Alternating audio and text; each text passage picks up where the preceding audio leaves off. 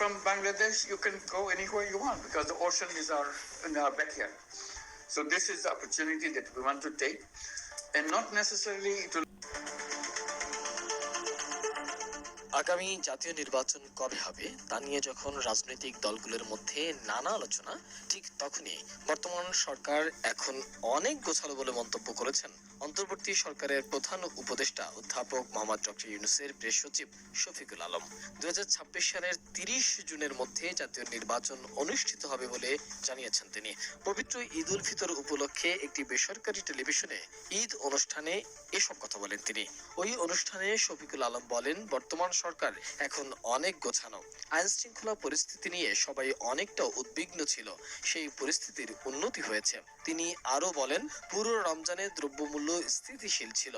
অর্থনৈতিক ও রাজনৈতিক দিক দিয়েও সরকার এখন অনেকটা প্রতিষ্ঠিত।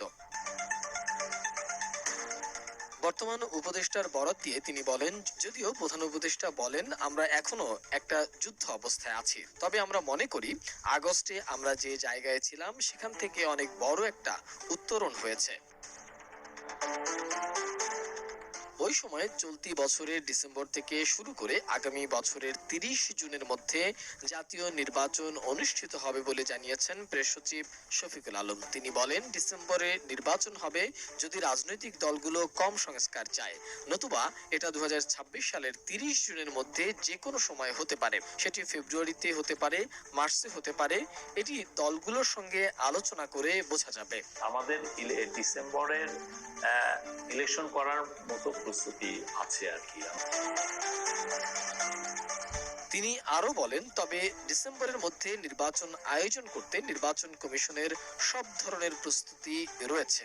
প্রধান উপদেষ্টার বিভিন্ন দেশে সফর নিয়ে প্রেস সচিব বলেন, প্রধান উপদেষ্টা যেখানেই যাচ্ছেন সেখানে নতুন বাংলাদেশের কথা বলছেন উনাদের লিডারদের সঙ্গে, এবং যেখানে যাচ্ছেন উনি ওই সব দেশের ব্যবসায়ীদের সঙ্গে কথা বলছেন, কেননা তারাই এসে এদেশে বিনিয়োগ করবেন।